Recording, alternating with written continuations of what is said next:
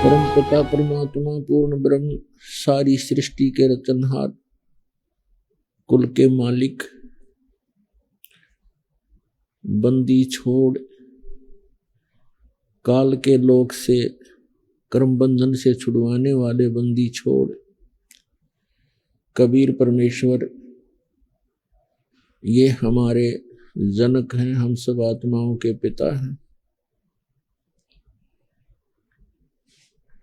और आप जी हम सभी यहाँ पर इस काल के लोक में कर्मों के बंधन से बंध गए।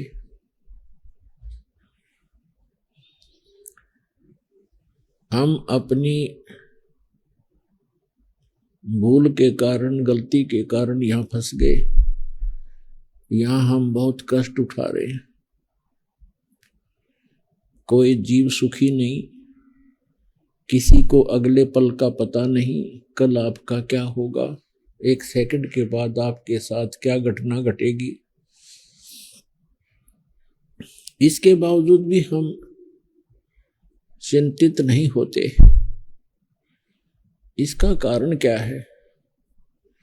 इसके विषय में परमात्मा ने स्वयं आकर ज्ञान दिया है। वो परमात्मा चारों युगों में आते हैं, यथार्थ ज्ञान स्वयं ही बताते हैं और कहते हैं कि कबीर ये माया अटपटी सब घट आन अड़ी, और किस किस को समझाऊं या कुएं भांग पड़ी। अपनात्मा विचार करने की बात है कि हम प्रतिदिन देखते हैं कहीं फ्लड आ जाता है, सैकड़ों की संख्या में मानव मर जाते हैं, कहीं सूखा गिर जाता है, हाहाकार मच जाती है, कहीं भूकंप आ जाता है, कई बार तो लाखों की संख्या में जनहानि हो जाती है। और शेष बचे हुए कभी चिंता नहीं करते कि जहां आप बैठे हो क्या ये स्थान वैसा ही नहीं है जो जहां पर ये घटनाएं घट गई। तो आप जी को यानी हम सबको ये चिंता क्यों नहीं बनती? क्योंकि हमारे ऊपर इस काल भगवान के भांग का नशा है, और नशे में व्यक्ति कितनी भी भयंकर उसके सामने घटना होनी हो वो चिंतित होता ही नहीं। इस भांग के नशे को उतारने के लिए परमात्मा ने यथार्थ ज्ञान, सूक्ष्म वेद, तत्व ज्ञान रूपी एंटीबायोटिक ये प्रवचन स्वयं आकर के जानकारी दी। और इनके सुनने से, कानों के माध्यम से ये अंदर डोज जाती है। ये डोज लेने से हम सतर्क होते हैं, हमारे यहाँ भांग का नशा उतर जाता है और तब हम चिंतित होते हैं। तब हम इतना चिंतित होते हैं, चिट्टी भी मर जाती है तो भी दुखी होते हैं। कोई कुत्ता अनजानपने में आपकी गाड़ी के नीचे भी आकर मर जाता है, उससे भी चिंतित होते हैं। काफी देर तक आत्मा परेशान रहती है। अब देखिए बेचारा चला गया, और एक दिन हमने भी ऐसे ही चला जाना है। ये बातें हमें फिर रह रह कर याद रहने लग जाती हैं। भगवान ज्यादा याद आता है, और इस प्रकार फिर हम यहाँ से सत्साधना करके और यहाँ के भौतिक सुखों की इच्छा समाप्त करके हम वहां चले जाएंगे जहां जाकर जीव सदा सुखी रहता है, जहां मृत्यु नहीं होती, वृद्धावस्था नहीं है, कोई रोग शरीर में नहीं होता। ऐसा स्थान है वो सत्यलोक। और उस सत्यलोक की नकल यहाँ काल भगवान ने, सरपुरुष ने भी कर रखी है, जिसमें स्वर्ग महास्वर्ग बना रखे। अब डुप्लीकेट वस्तु तो डुप्लीकेट ही होती है।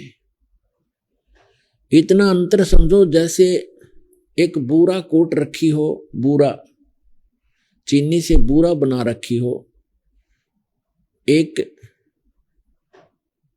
थैली में बूरा रखी हो या कटोरे में, और दूसरे कटोरे में नमक रखा हो, अब दोनों देखने में एक जैसे हैं, लेकिन उनके टेस्ट में बहुत अंतर है। तो सतलोक तो समझो बुरा है, और यहाँ के जो काल ने बनाए हुए स्वर्ग, महास्वर्ग, ब्रह्मलोक आदि जितने भी स्थान हैं, ये नमक है। और नमक की बोरी के अंदर, नमक के थैले में कोई चींटी चढ़ जाती है या कीड़ा होता है, वो उस नमक के टेस्ट से ही परिचित होता है, उसी के स्वाद से परिचित है। और उसको कोई ये कहता है कि ये बुरा है तो बुरा ही मान लेता है, क्योंकि जहां भी वो जाता है उसको वही टेस्ट मिलता है। और जो बूरा के कटोरे में, बूरा के थैले में, चीनी के थैले में जो होगा, उसको पता चलेगा फिर टेस्ट क्या है। क्योंकि डुप्लीकेट और ओरिजिनल जो लोक, सतलोक और ये स्वर्ग लोक हैं, ये मिलते जुलते हैं। यहां भी 4 मुक्तियां हैं, ये नासवान है। सतलोक की जो चारों मुक्ति वो सदा रहने वाली है, इनसे अधिक सुख है।